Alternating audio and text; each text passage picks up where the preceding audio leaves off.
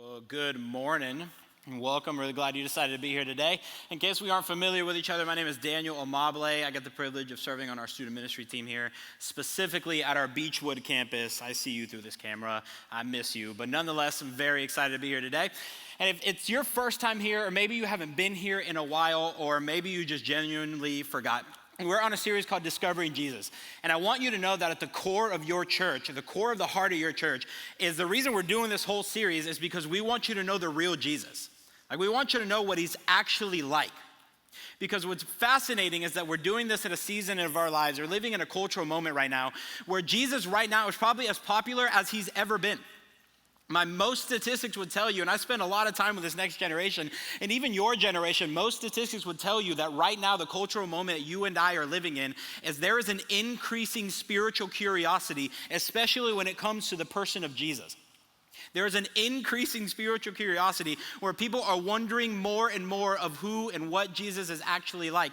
I mean, people are talking about him. You don't have to scroll too far on Instagram or Facebook or YouTube Shorts to get to a reel about him. You don't have to get too far into a conversation. You don't have to go too deep into downtown Athens to see someone standing in a corner. Everyone seems to be talking about Jesus, whether they're talking about him or singing about him. I mean, you know that Carrie wants him to take the wheel. You know that Chance the Rapper and Justin Bieber sing about how he's holy. Kinda. It's weird. Morgan Wallen made a whole song about what he thinks Jesus doesn't do and don't think Jesus. Miley Cyrus said she got so high she saw him. So you're living in a cultural moment where Jesus is as popular as he's ever been. Everybody is wondering about him. And essentially the moment that you and I are living in with this increased spiritual curiosity, especially around the person of Jesus, is people want to know, what is he really like? Like, who is he? Genuinely, what does he want for you? Like, what does he want from you? What is he about? This is the beauty of the cultural moment you and I are living in. People want to know what Jesus is about more than ever.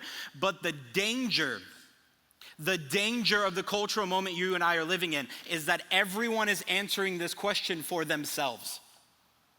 And if you were to ask a million different people who Jesus is, what he wants, and what Jesus is like, you would get a million different answers. And there is a serious danger to you and me getting to be the ones that define who he is. Because you've been hurt by somebody doing that before.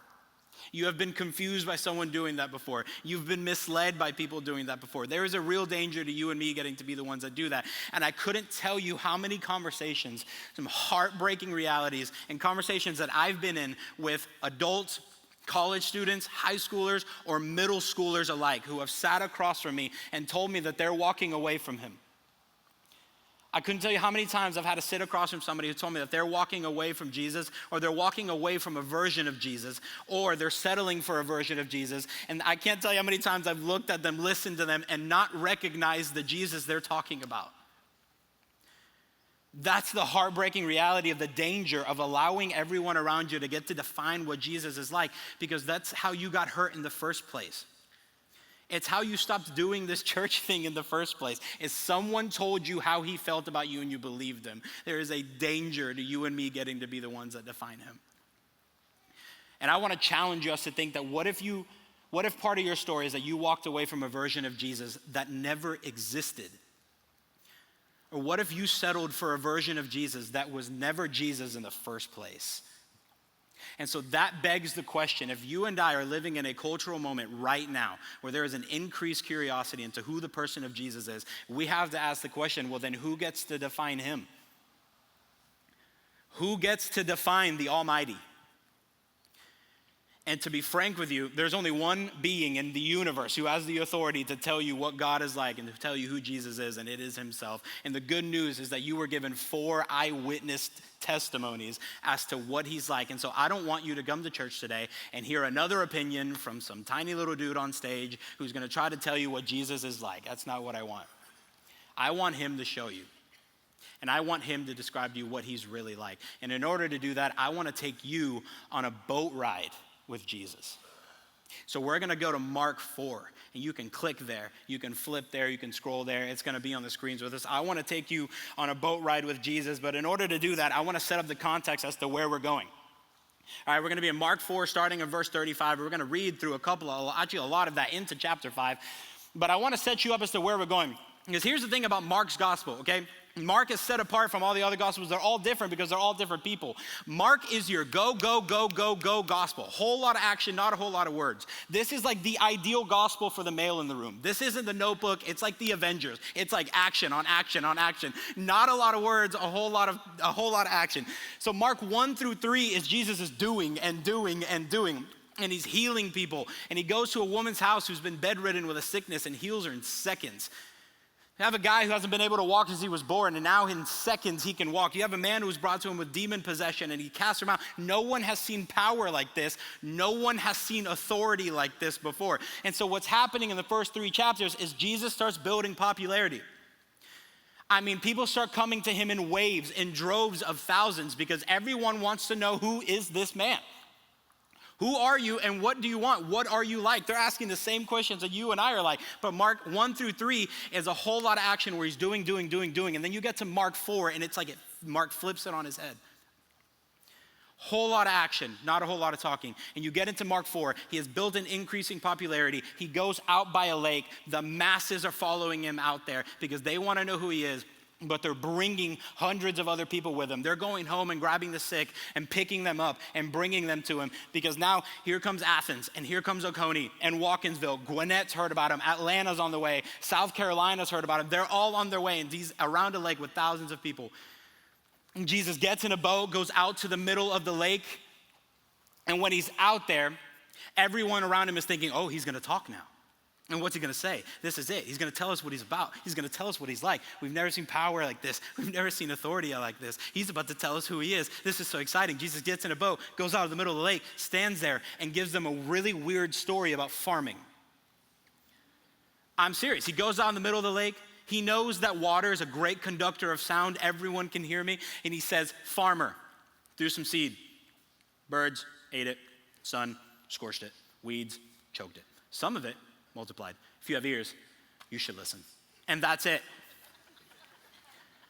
And I want you to know, if you're listening to that and you're confused, so was everyone else.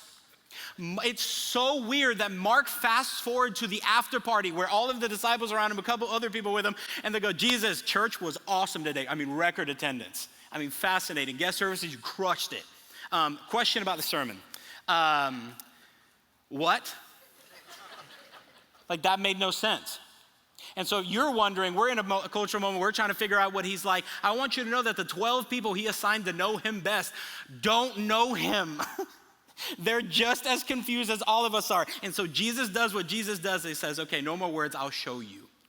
And he gets in a boat, tells them, we're going to cross to the other side of this lake. And this turns into one of the craziest moments in all of Mark, because here is where it picks up. That day, when evening came, he said to his disciples, let us go over to the other side. Leaving the crowd behind them, they took him along just as he was in the boat. There were also other boats with him. A furious squall came up, and the waves broke over the boat so that it was nearly swamped. Jesus was in the stern, sleeping on a cushion. The disciples woke him and said to him, Teacher, don't you care that we drown? They get in a boat. Jesus is like, fine, if you can't understand with my words who I am, I'll show you. They get in a boat, they start crossing the other side, and then it says that a furious squall comes up, which is just another word for a crazy storm, which isn't uncommon for this region of the world and that body of water. It is very common for a random storm to appear and for it to be pretty crazy. It is uncommon for fishermen since they were born to think they're gonna die. So it's pretty common for this to happen. It is uncommon for them to think it's their last ever, because these dudes have been fishing in this same body of water since the moment they were born. So they're crossing their side, things get crazy, they start freaking out, they start running around, and this is the humor of the Bible. At some point they start to ask the question, well, where's Jesus? And this is the humor of the Bible, because he says that Jesus was asleep on the stern, not just asleep, but he's comfy. He's asleep on a cushion. Mark just doesn't want you to think this ain't no nap, honey. This is beauty sleep. Jesus is out, like very asleep. And so they grab him, they rattle him, and they're like, hey, this is fascinating. Teacher, don't you care if we drown? Do you notice in this story what is sure to them and what's unsure to them? What we're sure about is we're gonna die.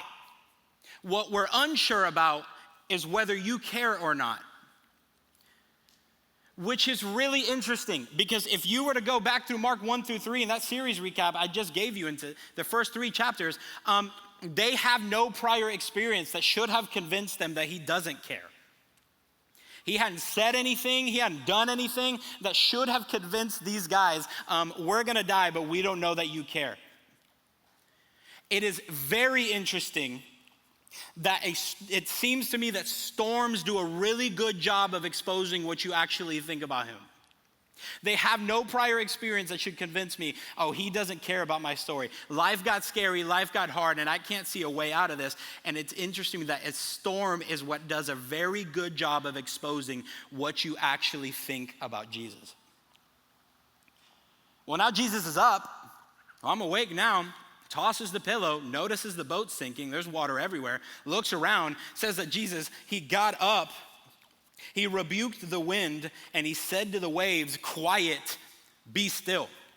And in the Greek, the quiet and the be still are the same verb in different tenses. Essentially, he's saying quiet and stay quiet, which is a really weird thing to tell weather. But what's weirder is that it obeys. And Mark tells you, it says, then the wind died down and it was completely calm. He isn't leaving this to chance. He isn't letting you try to interpret this as like, well, maybe it just kind of died down and sprinkled a little bit and then the storm moved away and the sun came out. No, he's not leaving this up to chance for you. He wants you to know that it was complete calm. And the sun came out. The wind stopped, the waves fell, and this went back to calm. And it says that he says to his disciples, why are you so afraid? Do you still have no faith? It's a crazy question. Why are you afraid? Do you not have any faith? Essentially telling them, hey, this isn't a fear problem, this is a faith problem.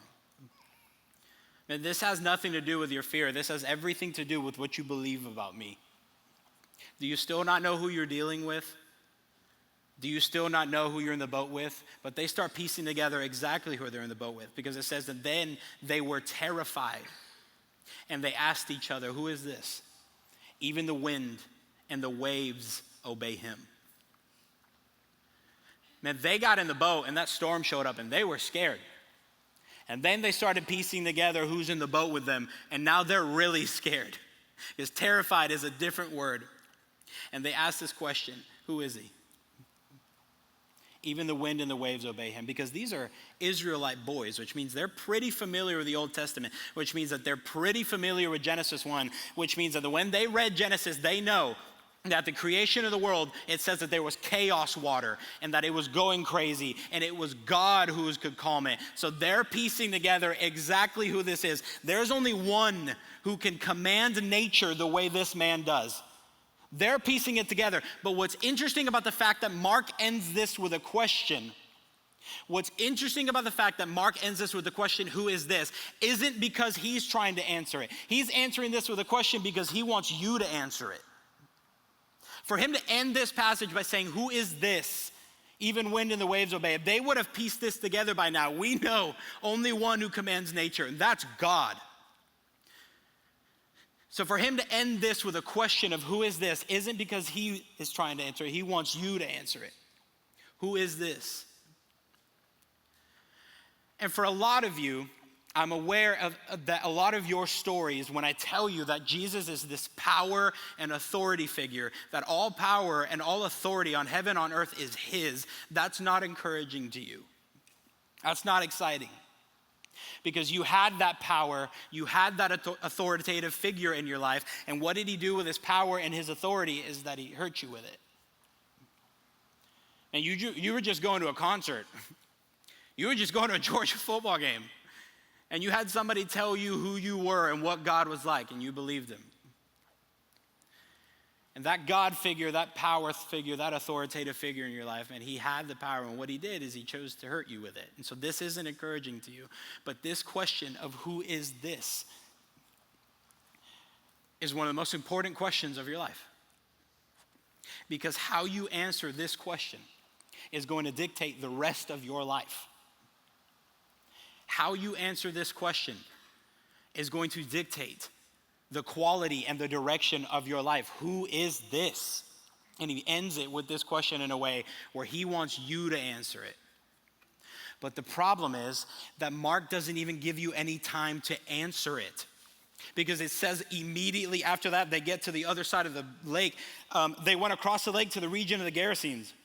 When Jesus got out of the boat, a man with an impure spirit came from the tombs to meet him. This man lived in the tombs, and no one could bind him anymore, not even with a chain, for he had often been chained hand and foot, but he tore the chains apart and broke the irons on his feet. No one was strong enough to subdue him. Night and day among the tombs and in the hills, he would cry out, and he'd cut himself with stones. Man, he ends this with the most important question of your life, but he doesn't give you any chance to answer it. Because again, Mark is go, go, go, go, go. One of the most repeated phrases on all of Mark is literally, and then, and then, and then. That he doesn't even give you any time to answer this, because they get to the other side of the boat. These dudes are in recovery mode. Like what they just experienced, they're touching grass and being like, I forgot what this was like. I need to call my wife. Well, this was 2,000 years ago. I need to send her a rock. I don't know. They're recovering. They're still losing their minds. They're cracking jokes to one another. And they're like, Matthew, you cried. Like, I saw you. He's like, stop, man. Like, I didn't cry. Like, you cried. We're all freaking out. And then Luke's account tells you that this man starts sprinting at them who's fully naked. So they just got out of the boat. They're in recovery mode. They're like, what was that? Who is this? And they look up, and this full naked man, demon-possessed guy, is sprinting fully at them. No break, no calm. Not even a chance to settle in. Not even a chance to let the anxiety calm down. They look up, and they're like, oh, this is great. This man starts sprinting at them. And it says that this guy is impure. It says that he's got an impure spirit in him. And as you continue to read, you'll learn that what's happening in here is it's demonic possession. This guy's got a lot happening internally in him. But Mark doesn't say that. He says that there's an impure spirit in him. He wants you to know that this guy and the things he's been dabbling in are disgusting. Oh, this man is filthy. I mean, he's going to tell you what his life's like. This man lives in the hills and in caves. He's chained for the majority of his life. No one can be around him because they can't control him anymore. This guy isn't just possessed. He has an impurity in him. This guy is filthy. He is disgusting. And the things that he has done, this is an impurity. This guy's bad. This guy is nasty. And it says that he came running to Jesus after this graphic detail of what he's like. And it says that when he saw Jesus from a distance, he ran and he fell on his knees in front of him, and he shouted at the top of his voice, "What do you want with me, Jesus, Son of the Most High God? In God's name, don't torture me." Again, I don't think Jesus has any prior experience with torturing people. You don't get to Mark 1 and he's like, this is Jesus. He's tortured countless human beings in his time. And there's nothing in these first couple chapters that would convince him that this is what's going to happen to him. But he falls there. And it's fascinating because we just talked about what's happening in this guy internally is possession. There's a lot going on inside of him. But you notice the words that he's using. He runs, he falls on his knees, and he says, Jesus, Son of the Most High God, I know who you are. Don't kill me. Nothing about what's happening inside of him. Nothing about the things that are stirring and cooking inside of him that are the real problem here. He falls to his knees and he says, don't kill me. I'm the problem here. This is what he was convinced of. I'm the issue. A whole lot going on inside of me, but I'm not even worried about that. Because here's the thing about this man, is I'm just fully convinced it's not like this dude woke up on a Tuesday morning and said, you know what sounds sick today? Possession. Like no one does that. This guy just started dabbling into some things he thought he had control over, and now they control him. I don't think this is a bad man. I think he just got curious. He went up to college and wanted to figure out what the college experience would be like. He just got curious and he started dabbling into some things he didn't need to be dabbling into. And he thought he could control it. He thought he could fight this. He thought it could end it. He thought he had full control over his situation. But now he's come to an acknowledgement of my situation controls me. And I'm at my wit's end, and I'm stuck. And he falls on his knees, and he looks at Jesus, and he calls him by what he is. He's not wrong. Jesus, Son of the Most High God. I'm the problem. And so here we go. Ooh, you've seen the power. You've seen the authority. And now you're going to see it put to use. You want to know what Jesus does with his power? You want to know what he uses his authority for? You want to know what he's about? You want to know what he's like? You want to know what he cares about? You want to know what his priority is? Jesus said to him, "Come out of this man, you impure spirit." All that's nasty, all that's filthy, everything about you that you don't like, get out. I mean, he gives him his life back. I mean, frees him, liberates him, gives this guy back everything he thought he had lost, and he gives it right back to him. You've seen the power, you've seen the authority. You want to know what Jesus is about? That. You want to know what Jesus is about? He is about freeing you, liberating you, and giving you back the life you thought you lost. Even if it's not the life you thought you lost, he is here to give you the life you didn't even know you wanted. Jesus says in John, "I came that you may have life and have life to the full." He's not talking just to people who feel like they've lost it all. If you're someone in the room who feels like, I'm that guy, I fall into my knees and I'm going, hey, I'm the problem, I'm unclean, this is about me, he's gonna give you your life back. But for some of you, you've been following Jesus for so long that you forgot what he's actually about. And he is about life, and he is about life to the full. But in order to figure that out, you've got to go back to the question that he asked in the boat. Who is this? Who is this? What is Jesus about? How does he feel about you? How does he feel about the world you live in? What does he want? Who is he? How you answer this question is going to dictate the rest of your future. Who is he? Because you just got into two different accounts of people who honestly viewed him in a wrong way. Guys who got into a boat and had no prior recollection to ever have actually put that together, looked at him and said, "I'm not sure you care about me." And then another guy who says, "Hey, I'm sure that you're here to hurt me." Two guys who got him wrong. And it's not like anybody had convinced them they had just spent enough time in their own heads and convinced themselves of the culture they live in and the lives that they're following and the lives that they're in, that this is what Jesus is like. So let me ask you, who is he? What does he want? What does he like? How does he feel about you? Because I'm gonna be frank with you. Here's what's on, I'm gonna be honest. If he's just a good teacher, you'll live a moral life. That's great. If he's mad at you, you will hide from him.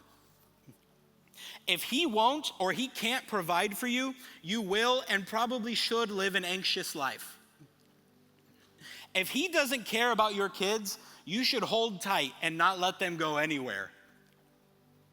If he is not the satisfaction of your soul, you won't spend time with him.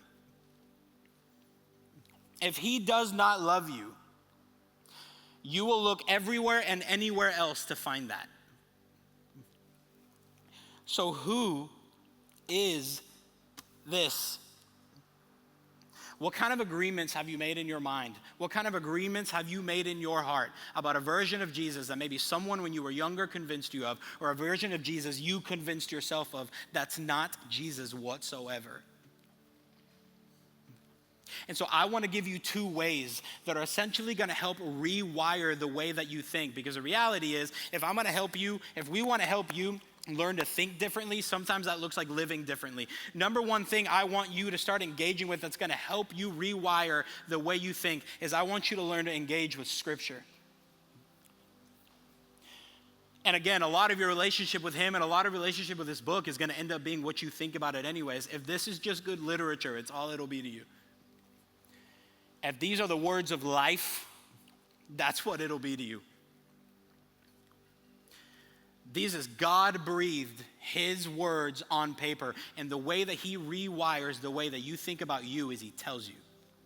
The way that he rewires the anxiety and the fear that you feel about your future, your kids, your family, and yourself is he tells you. But you've got to learn the discipline of allowing him to tell you. And I think so many of us are waiting for like this delight thing to happen of like, I'm waiting to wake up and be like, man, I can't wait to read the Bible. And I'm telling you, I'm young, but trying to follow Jesus for a long time. Sometimes you're getting into seasons where that's just not there. It is okay to let discipline carry you. Your disciplines will become your delights.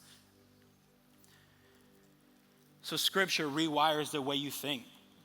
Paul tells you to not be conformed to the patterns of this world. Don't think like culture thinks. Don't be like culture where you're allowing them and allowing yourself to define Jesus, but be transformed. And how are you going to be transformed? How do you become a new person? How do you live the life you actually want to live? You are renewed in your mind. And the only way that's going to happen is if you let him tell you who you are and you let him tell you what he's like. And so I would love it. Our church is going through a Bible reading plan even right now that's going through the Gospels. Man, I would love for you to jump in on that. I would love for you for the month of July, if you would read the Gospel of Mark with me. It's fun. It's different from the others, but it's a great place to start. Would you read Mark with me for the entirety of July? Would you discipline yourself to allow yourself to experience life to the full? And the second thing I want you to do is, I'm aware that this is July, and a lot of this really starts cranking up when we get to August, but I want you to get into a small group. And I know what you're thinking. I know what you're feeling. Here goes the Athens church guy, again, trying to get me to join a group. Don't y'all talk about this like every week? Yes, because if Jesus thought he needed 12, how do you think you're going to make it? If Jesus knew he needed to put 12 dudes around himself, the Son of God, I don't know how I think I'm going to make it on my own. And I think Jesus knew that if he had just appointed one dude to follow him around and document him and follow him, that this guy would try to piece things together about Jesus on his own, and he'd have no one to bounce it off of. You need a group of people around you who you can bounce things off of, and who can remind you of what Jesus is like in seasons where you need it. You need it. So engaging with the scriptures and getting into community. And I know it's about to be July, and a lot of this really cranks up in August, but you can set yourself a reminder that when August rolls around, will you get into a group? And in a second, Sean's going to even tell you about starting point for those of you who want to engage in this for the very first time, into what a relationship with Jesus even looks like. But I want to tell you what we're going to do right now. Because I think it would be foolish of me if we ended this without even giving you an opportunity to rattle some of these things out. Man, I want to pray for you, and I want to ask the Spirit of God, I want to ask him to bring to mind and to bring to service to your heart and in your head the ways that you have made agreements with versions of Jesus that aren't Jesus. And I don't know what it's going to be like for you, and I don't know, it's going to be different for everyone in this room. I have a couple things that I could think of that are going to surface to mind. One helpful way to do it is just look back at the storms in your life. They have a great way of exposing what you think about him.